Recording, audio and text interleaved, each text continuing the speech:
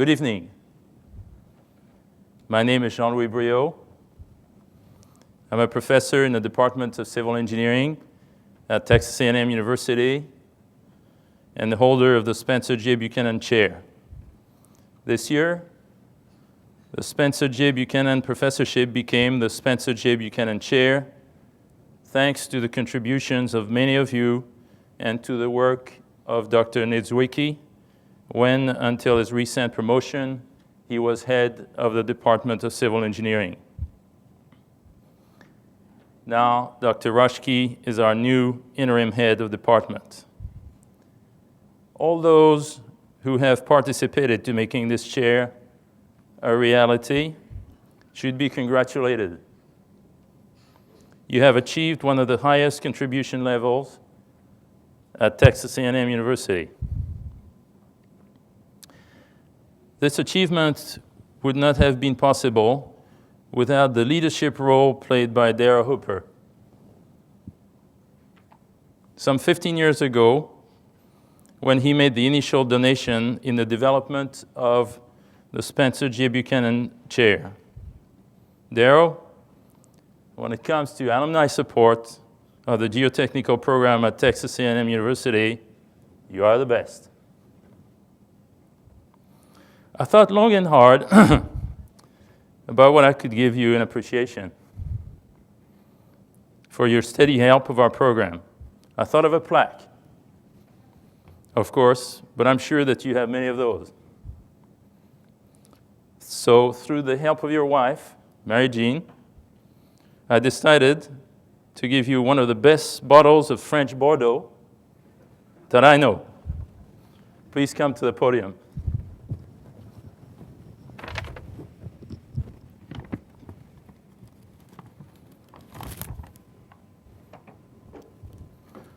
This is some Saint-Estèphe 1996 Côte d'Estournay. Thank you very much for your support. Would you like to say a few words? It's been a pleasure to be associated with the fundraising for the Spencer J. Buchanan Professorship. 15 years ago, he says.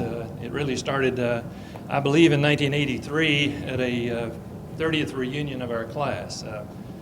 Some of us geotechs that were in the class of 53 got together and thought we should honor the memory of Buchanan in some way. And so from that thought, we started raising money.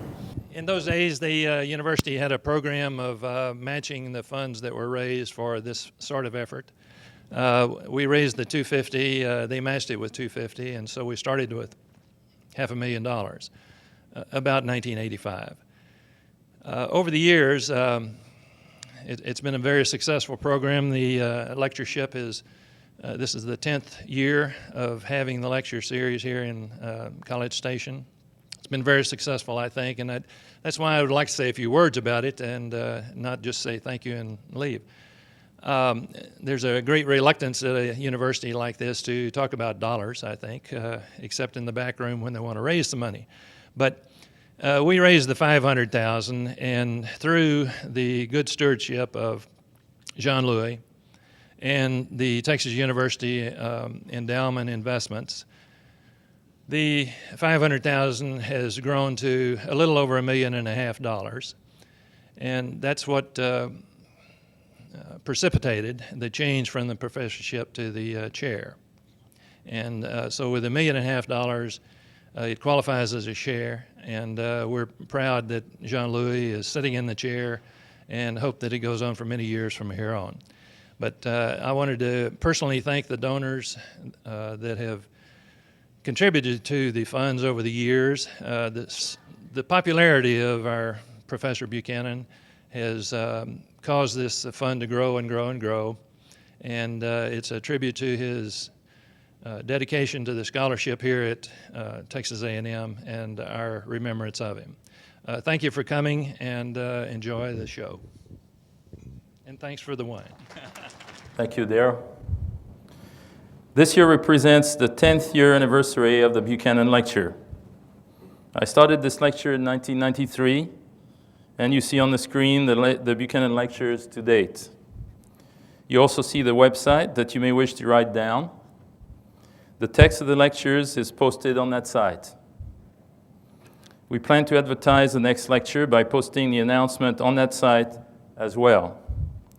Just check the site in the summertime. We usually know by then who will be the next lecturer. We will advertise the lecture by email contacts. So please make sure that you put your email address in the guest book, which is circulating.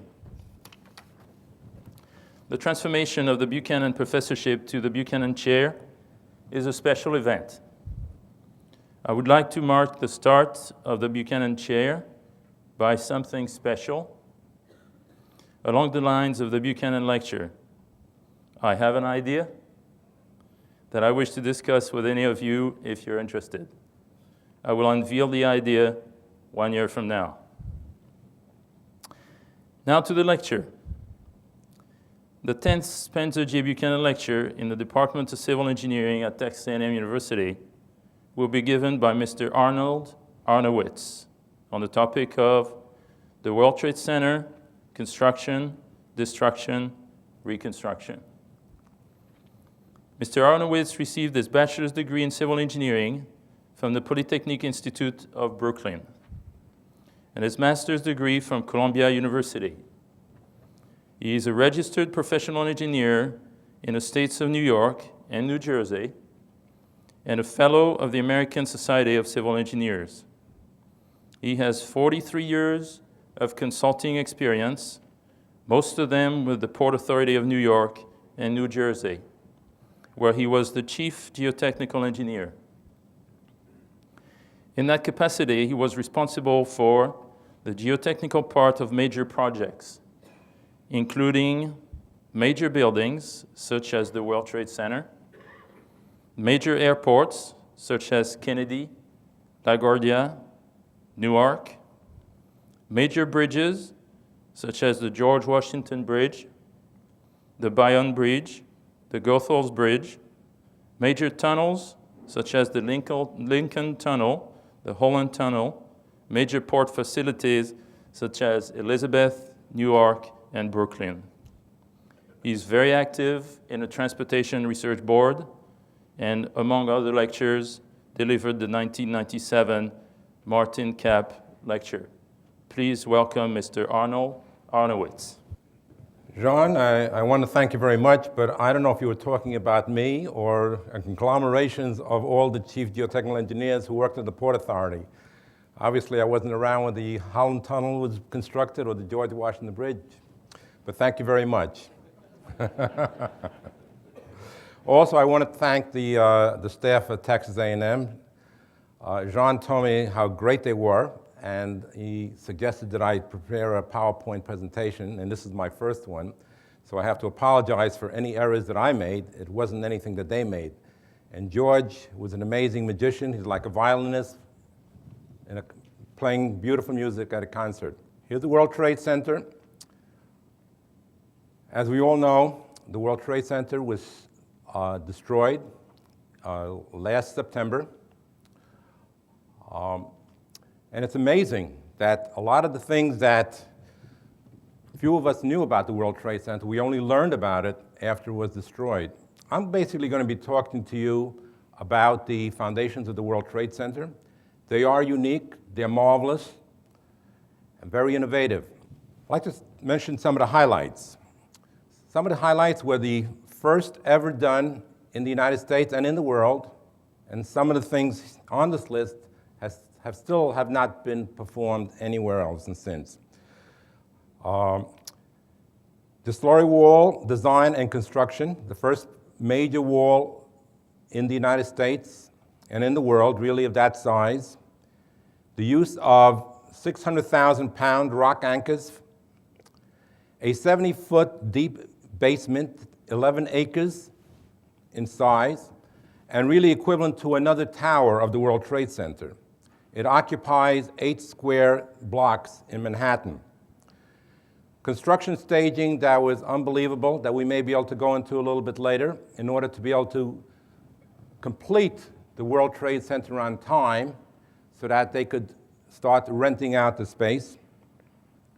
Excavation of soft and undewatered soils, controlled rock blasting and monitoring, full-scale load tests of a footing on rock, underpinning of 2 major tunnels, the path tunnels, creation of a major landfill in the Hudson River, a pedestrian underpass under a major railroad, instrumentation that was performed basically and designed by members of our group, field exploration testing, and stress control creep triaxial testing.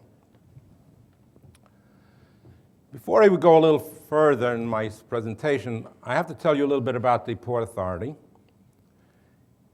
It was, and still is, one of the major engineering organizations in the world. For example, George Goethals of Panama Canal fame was one of our chief engineers. O.H. Ammon, major bridge builder, was the chief engineer. And John M. Kyle was the chief engineer when I started with the Port Authority. He had been the contractor who built the Queens Midtown Tunnel. Marty Kapp was the engineer of soils and the chief geotechnical engineer, chief foundation engineer. And I was the in charge of the design section of the soils group. Now, when the World Trade Center, when it was time to determine who should design and construct the World Trade Center, it was easy to determine who should do the underground work, because the engineering department had been involved in all the facilities that Jean mentioned before. In fact, at that time, we were working at George Washington Bridge. The Lincoln Tunnel had just been constructed, third tube. All the major airports in the area. And we had done major waterfront work on steep sheet pilings. So we were quite familiar with the design of retaining structures. This is a map basically showing the port district of where the Port Authority is involved. I'm not going to go into any details on it, but we have something like, I think, a $3 billion construction budget a year. The site. The site basically was underwater in colonial times. The area has been refilled by putting in fill, construction debris. There's organic silt at the west part of the site, sand and silts over here, and a microschist rock beneath the ground, beneath the soils. This gives you an idea of what kind of utilities we had to encounter as we did the construction. Now, you've all seen the Slurry Wall on television. And the question is, why was the Slurry Wall selected? And who selected it? And how was it determined? The Slurry Wall was actually an outgrowth of the work that the Soils and Division did. We supported the planning and structural engineers and architects in the design and selection of which scheme should be selected. Actually, we would looked at least 10 to 20 different schemes. All the schemes required that a basement be constructed. In order to construct the basement, because the water level was very high, we needed a base slab to hold it down from popping out of the ground, or anchors tied into the rock. It was very expensive to construct. Remember, we had fill up here. It would have been very difficult to install sheeting in order to make the excavation, in order to dewater the site. So we came up with a scheme. We said, why not install Slurry Wall into the rock,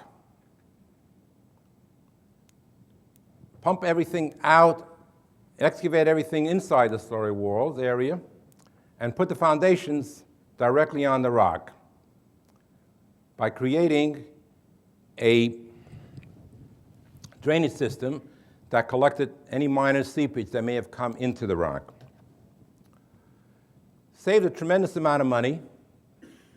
It created 6 stories of rentable space, which more than paid for its construction. Our planning group at this point thought this was a great idea, but he said, why just a garage? Why not put in the path system, which were tunnels running through the site, and put them at the basement of this new structure? The slurry wall was constructed in this area. Actually, the entire site is 12 square blocks. I'm not going to go through the details of construction at this time because we don't really have that much time. But I think most of us are familiar with how a slurry wall is constructed.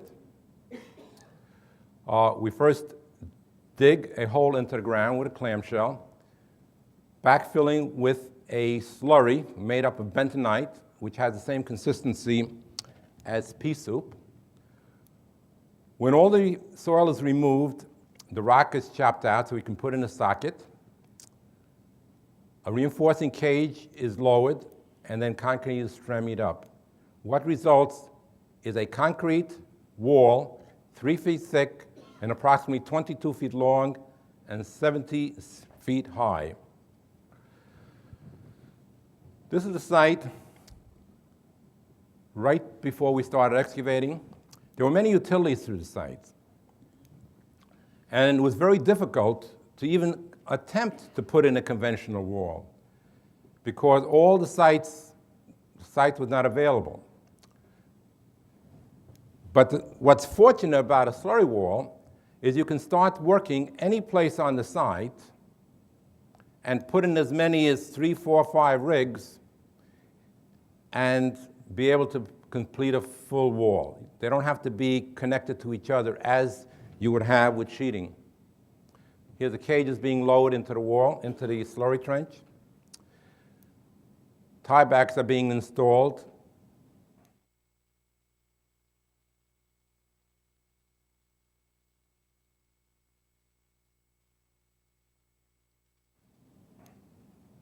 This is a weldment of where the anchors were placed through the wall.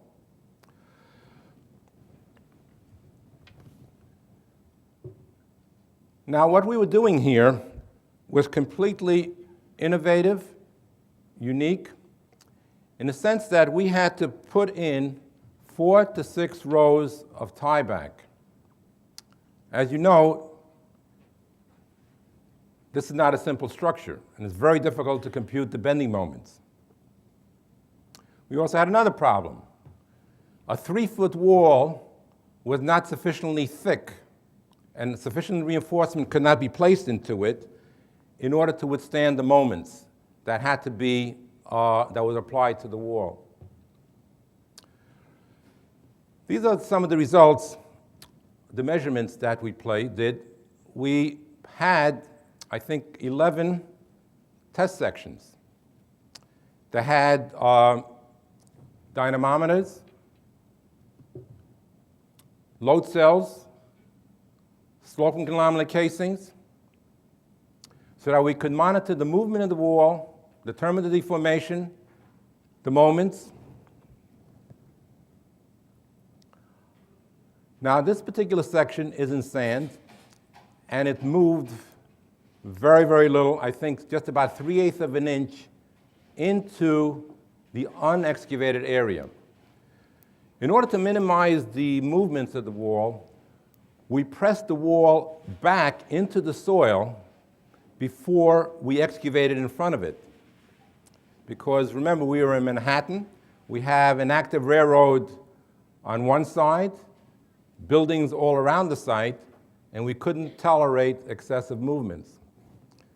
This was a good panel. This panel is on Greenwich Street. Remember I mentioned to you there's an active subway here. It's approximately 26 feet below the ground, so we couldn't install the first anchor until we were able to excavate to this point. What happened here, we had to brace the wall at the top with internal bracing until we were able to install this brace. But the wall moved out approximately 3 inches into the excavated area. However, the anchor loads actually decreased rather than increased. If you just think about it, if the wall is moving away from the initial location, you're increasing the length of the anchor. Therefore, there should be more load. But actually what happened is the load decreased. So what was happening is there was slippage in the weldments and partly in the rock. On the other hand, on the site that was closest to Wet Street, where we had very thick organic silt layers, the deformation actually moved into the soil. It didn't move there initially, but eventually it creeped.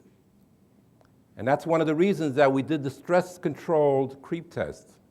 Here are the anchor loads, and you can see how the loads in the anchors loads decrease with time. This is load, and this is time. We just back-figured the deformations from the wall and measured them against the loads that we measured with load cell, and the agreement was very close. We started up here, and we ended up here and here. As I mentioned, there were 2 tunnels that ran through the site. Here's the RT subway. This is the West Side Highway, and here's the Hudson River. What we did is we underpinned this tunnel so that we can excavate all the soil out of here and replace it, the tunnel in the subway right in this area. We did it first by having groundhogs install straps underneath the subway. We had built a truss supported on caissons to rock. But at the same time, we were doing the excavation. And you notice there's a berm in front of the wall. The reason the berm was there is because the total effort that we were attempting to do was to be able to start the foundations of the World Trade Center so we can start erecting it. But the problem is we had to maintain stability of the path tubes and of the walls. We had lots of instrumentation here. We had Carlson strain gauges as well as pore pressure cells that were installed through holes that were drilled through the bottom of the tubes. The reason that was very important was if we took out too much water, the ground would settle, especially where we had the soft organic silt.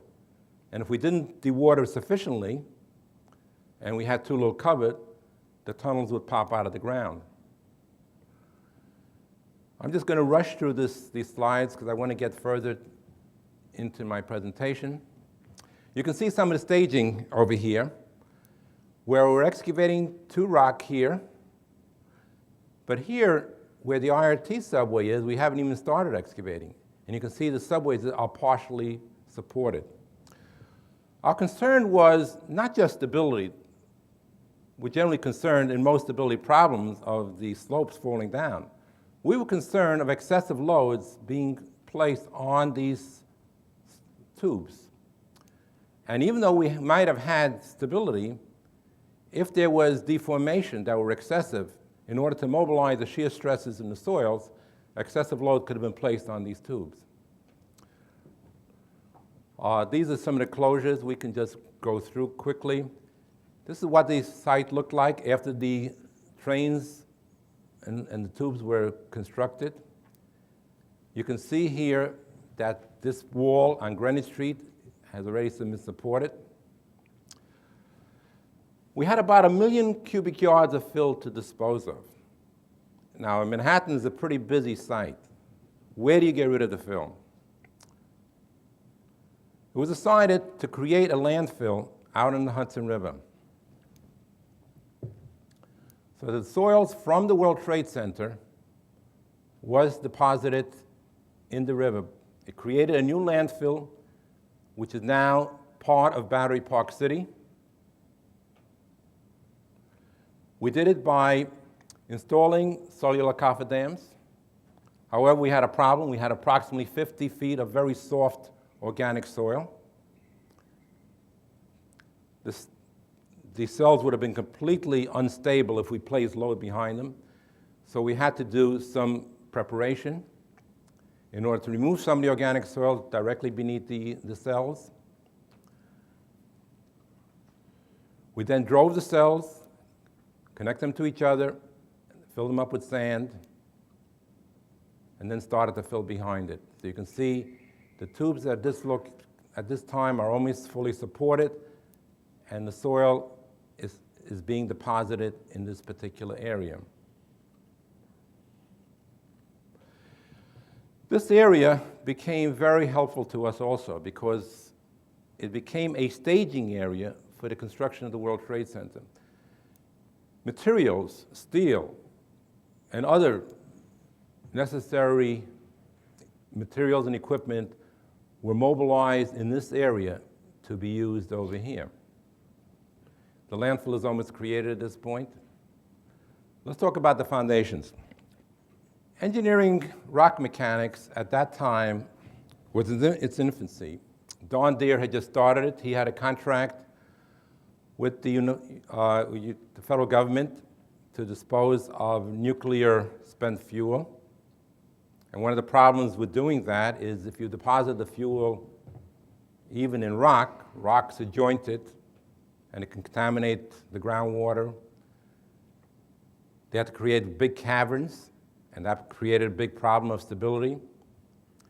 We had a long relationship with the University of Illinois, and it was decided to hire Don Deere, and at that time, Skip Hendren, to help us in terms of the design of the foundations. As you remember, at that time, the RQD system was developed, which basically counts recovery only 4 inches of rock or greater. And basically dictates that what's critical in rock mechanics are the joints and not the rock. I will get back to that a little bit later. You can see that the tubes at this point are supported, and the area now is being excavated in order to put down the foundation. Most of the area now is not excavated. The ground there is very high, and that's why we had a stability problem, because the whole effort was to expose this area so we can start foundations, because that was the critical path on constructing the towers. The way we removed the rock was by blasting. Now, blasting is very serious. We had a lot of very sensitive structures running through the site. In fact, the line that went to Moscow at that time, the red line, passed through the site. And if that was damaged, we might have had a nuclear war, God forbid. So what we did is we created test sections where we related the time per delay in a scalar form against the velocity at different distances, scale distances away from the blast. This was used as a guide of determining how we were going to do the blasting so as not to damage adjacent structures. These are load cells basically used to test the rock. We performed laboratory tests on the rock, and we had values of modulus of elasticity of approximately 12 million psi. However, these tests revealed that the actual field modulus was only about 200,000, 1/60th of the value of the intact rock. As of now, I don't know if a load test of this size has been performed anywhere in the world. It was a full-scale load test of an actual footing. We see now the construction of the footings. We see some of the grillages put in. I'm going to mention something here which might be very interesting. When we were almost had completed the full foundation of the World Trade Center, We were told by the structural engineers that they wanted additional capacity to withstand wind load. So we placed additional rock bolts 100 feet long on the perimeter of the center. Did that help in terms of the collision with the airplanes? I don't think so, but it didn't hurt because we had a lot of reserve capacity. I'm going to go quickly through the tower construction because I think we have people here who are not just foundation engineers, but might be interested in the structural aspects of it. You can see the towers are being constructed at this point. We have here what's called Kangaroo Cranes. I'll get to that in a few minutes. Here's a section being lifted up to the center. Now, the way these Kangaroo Cranes work, they were placed on 4 columns on the core of the World Trade Center, and they erected several floors at one time. And they would extend one of the center columns higher. At that point, one of the cranes would lift another crane on the next support. Another column was raised. The second crane was raised, and so on and so forth. By doing this, they were able to go the full 110 floors. This shows the floor that was being constructed below ground level. Eventually, we had to cut the tiebacks, and the floors is what supported the walls of the World Trade Center. And that was very critical because when the World Trade Center was destroyed, a lot of the floors were destroyed and removed the support from the wall.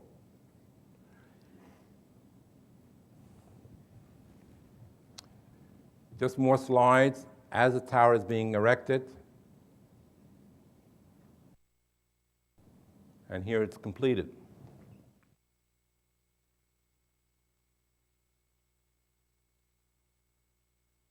Now, on the first part of my presentation, I had been involved with the construction of the World Trade Center since 1960. And I spent most of my career either working on it or in the World Trade Center.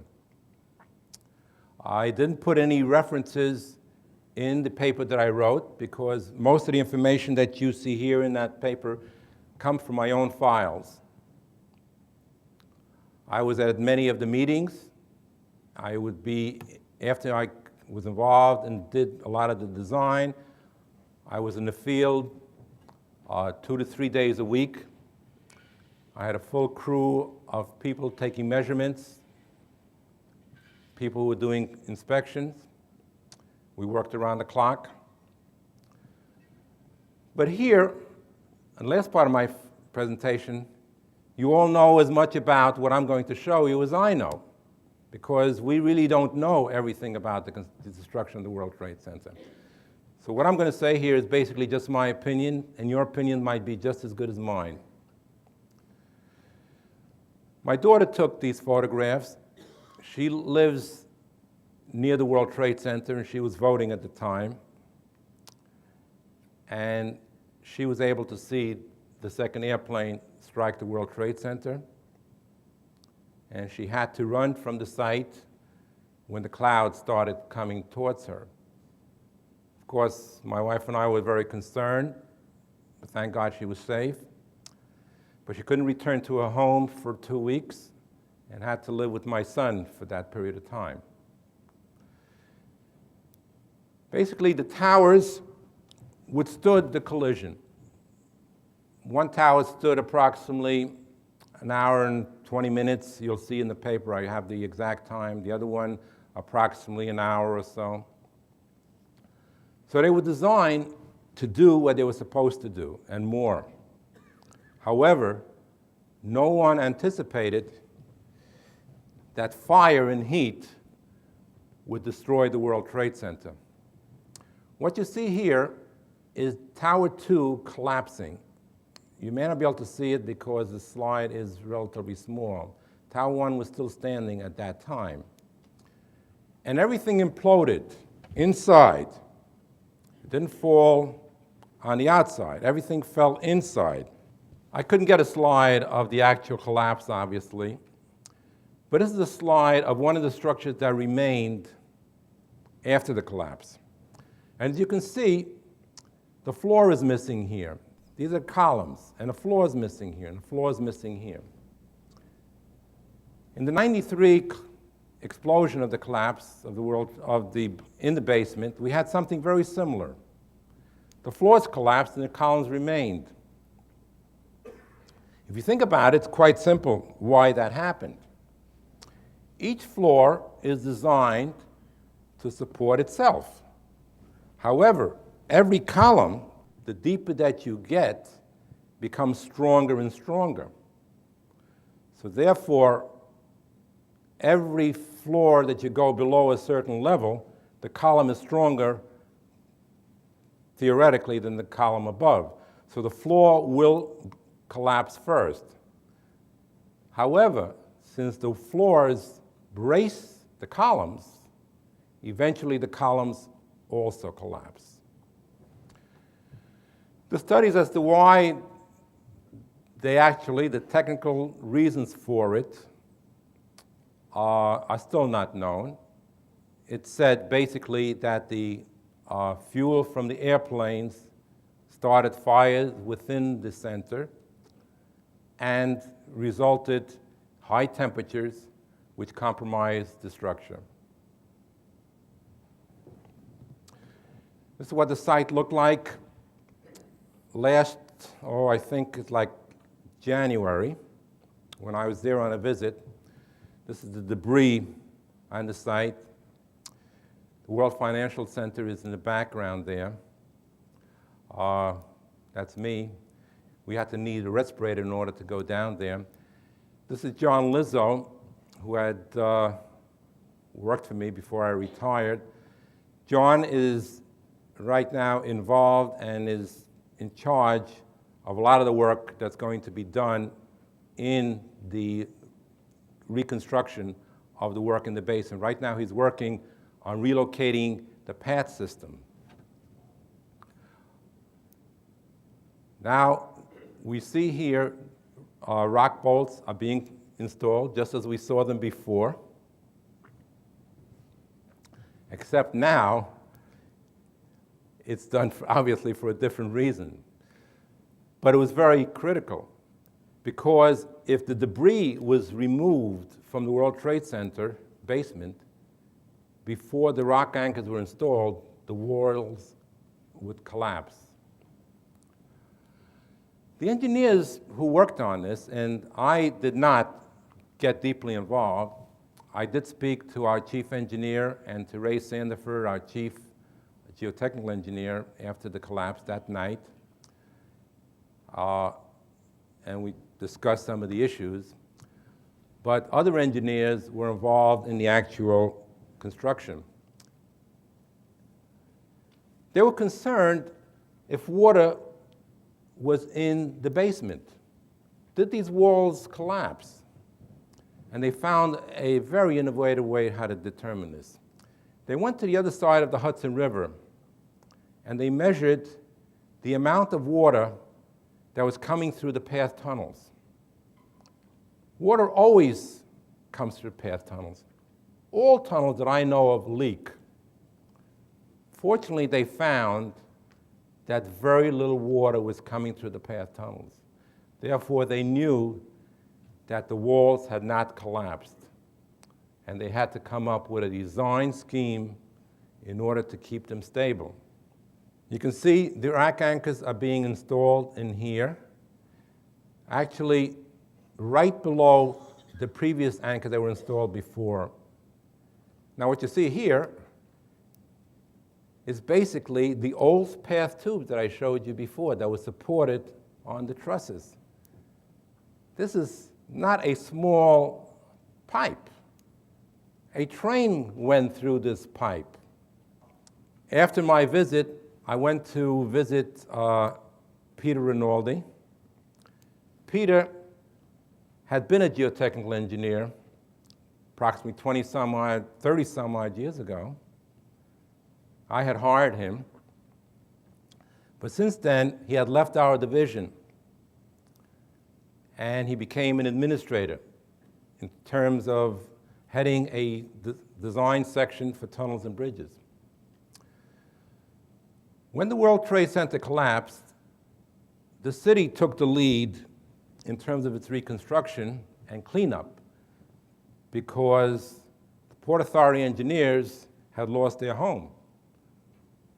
They had no place to work. However, the city did not have the personnel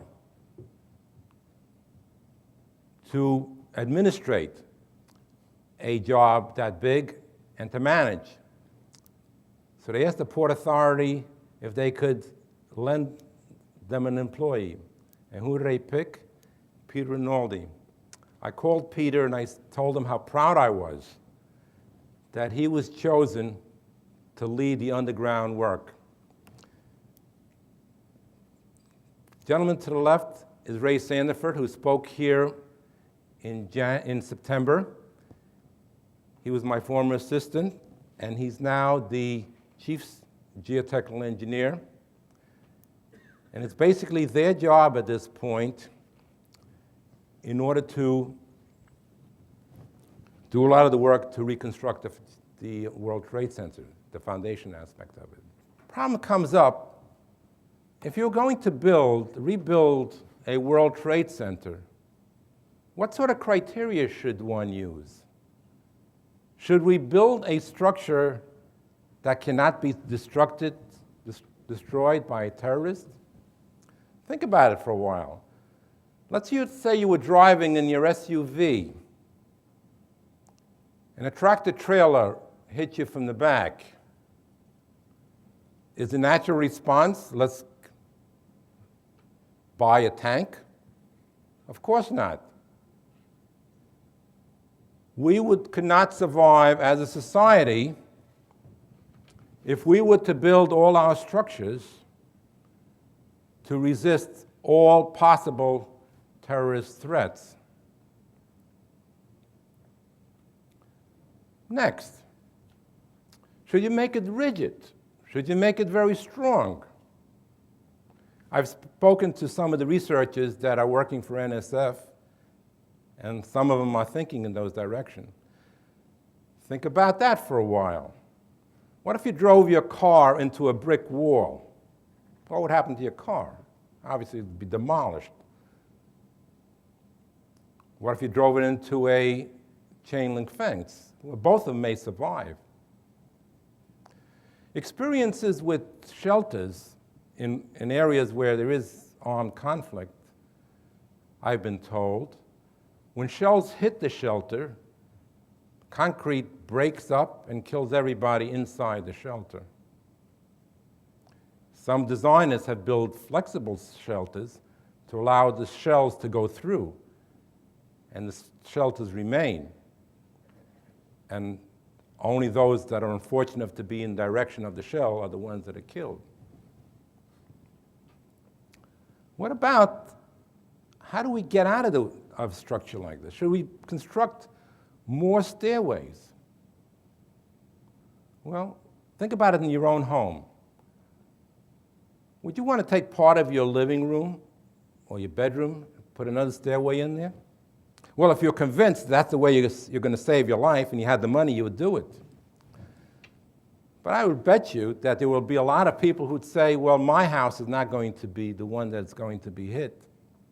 I'll take a chance. How do we design structures for hazards now? Do we design every structure for the major earthquake that can occur? Do we design a wharf structure to withstand the collision of a major ship? What about a storm or a wind? Obviously not.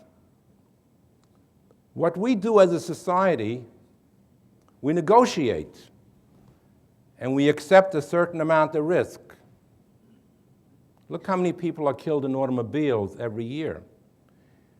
Do we restrict poor drivers, take away their license? Obviously not.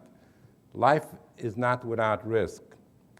There will be great changes made because of what occurred here. But personally, I don't know if I would feel any safer. What we have to do is really prevent events like this from occurring. We cannot, as engineers, build them to be able to withstand these forces.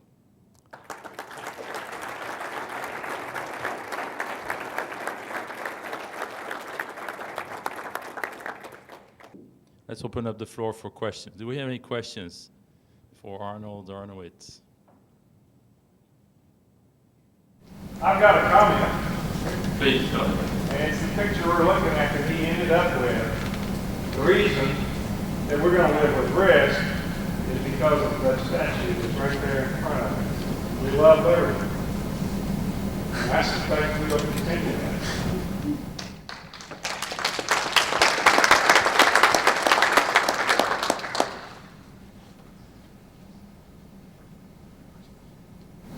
I have a question.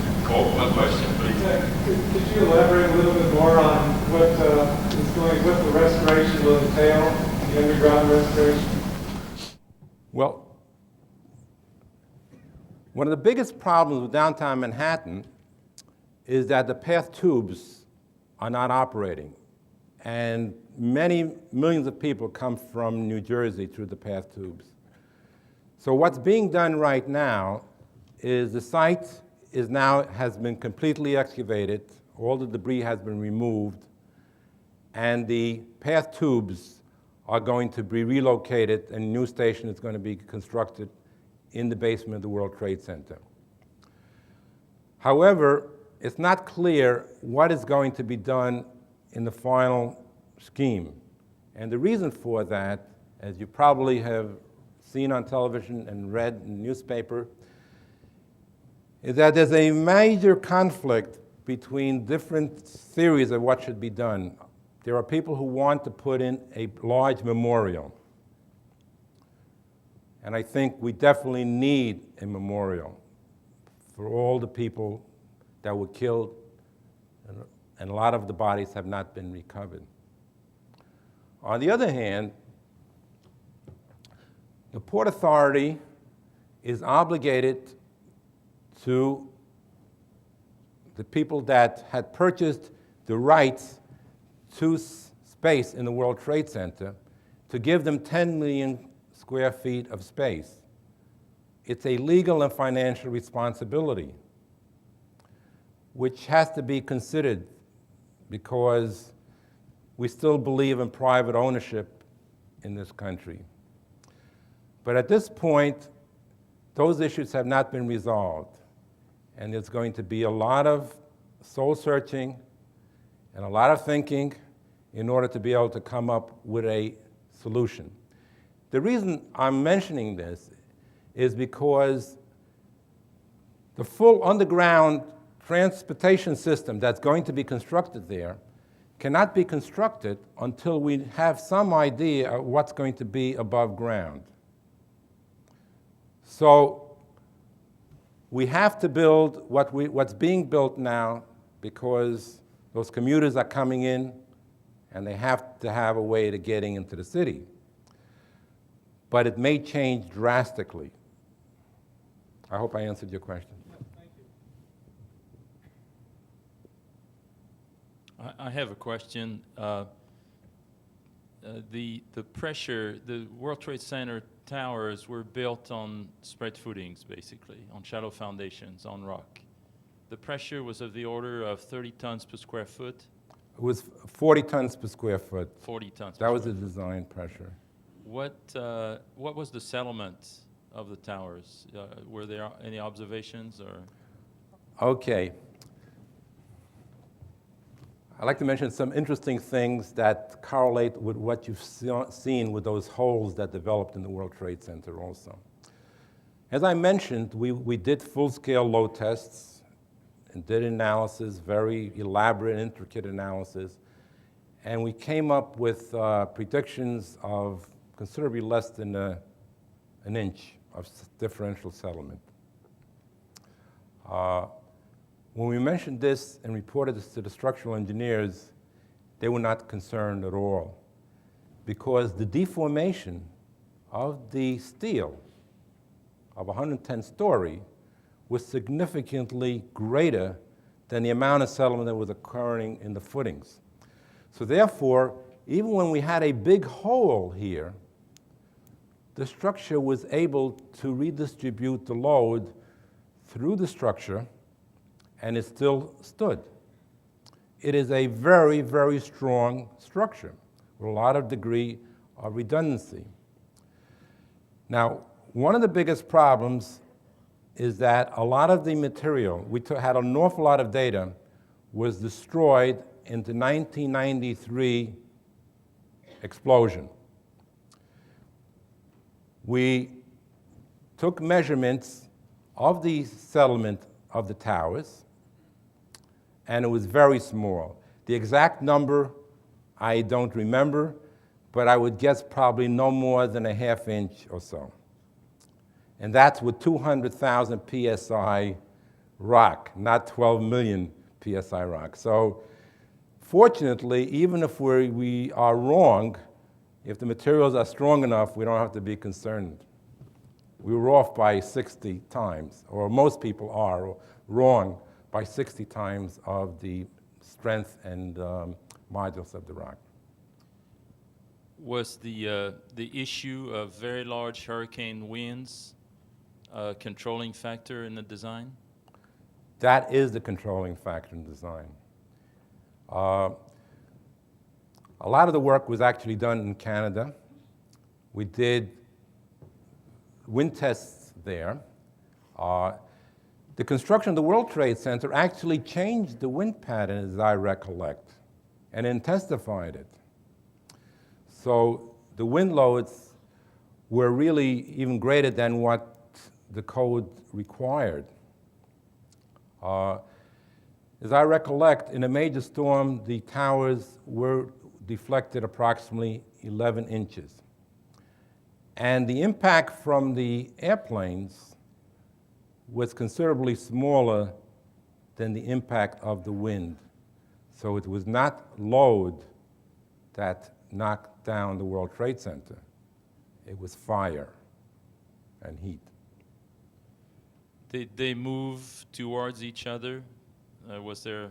Well, I don't know there about was that. no- I would think since they're very similar, I mean, almost exact, they would be moving in the same direction in any given wind. No, I meant from just the static pressure, the overlapping stress bulb issue. Somewhat. I mean, we determined which were the critical path, which were the critical locations. The towers are too far apart to really influence each other in terms of stresses. Everything was quite localized. Remember, what determines the deformation in rock are the discontinuities. The discontinuities are quite random. Also, geologically, the site is very interesting. Mica schist originally is a layered system of mica and schist that was layered horizontally. However, at this site, the stratums and the layers run close to the vertical, so that the seams and the joints are not the natural seams of the rock. So the stresses that come from a structure that's far away really do not transmit into additional deformation at the tower location or when you're some distance away. Any other questions? Do you recall the heave of the bottom of the excavation where the loads were applied? The heave? Due to the excavation. Not really. I don't think there was, the rock was quite hard, relatively speaking. I want to mention something about rock. And it might have an interest in terms of the scouring. You know, we think of rock as being very strong, but each particular footing had to be excavated differently. Because once we got to a specific site, we found rock at the surface that I was able to break with my hand in certain sites. And a footing away, the rock was so hard you couldn't remove it with a jackhammer. So there are discontinuities. We had wall panels that went down over 100 feet and didn't hit hard rock. So a site is quite random. You can have very good rock, very good soil, poor soils that run right through the good soil. In fact, in some cases, you have very good rock overlaying poor rock. And that's what was very important why we had to do deep borings and determine the RQDs. Because in some cases, you may have to remove good rock to replace the bad rock.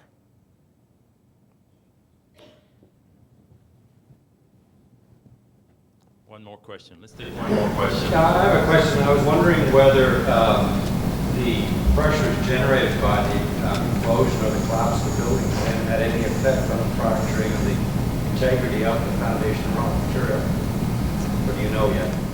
As far as we know, it had very little or effect. We probably can use the same foundations for any new structure that we'd want to construct. But what I am concerned about and what the Port Authority is concerned about is the walls themselves. Because remember, there was a period of time when they were not being held in place by any structure. They were being held in place by the debris. And what the stresses in those walls are at this point is basically an educated guess. And that brings also the importance of experience in geotechnical engineering. The original design and this design at this point, a lot of it is based on judgment. Judgment, but based upon a lot of experience.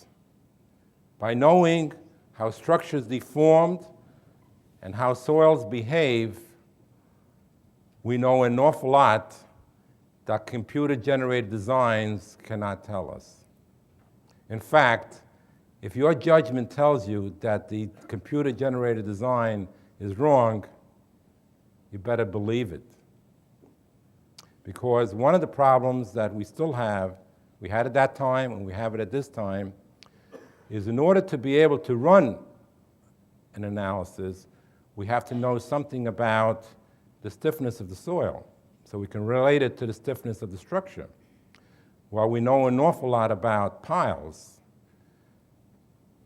very few walls have been instrumented at great depths in order to determine their stiffness. Yeah? Thank you. Okay, thank you. You can stay here for a minute. Okay. Is that?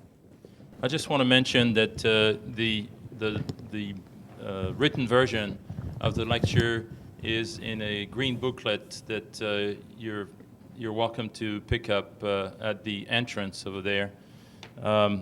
I also want to show you a picture that I forgot to show you, so I'm going to have to do a little bit of maneuvering here. This is Dara Hooper, and you may want to ask him some questions dealing with certain Olympic Games a few years back and winning a medal.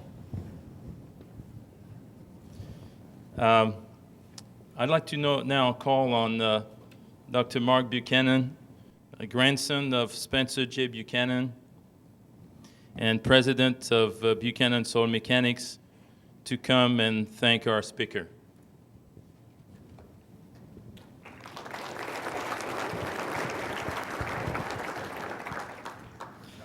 Thank you, Dr. Brio. It's my privilege to join so many distinguished individuals this evening at the 10th Buchanan Lecture.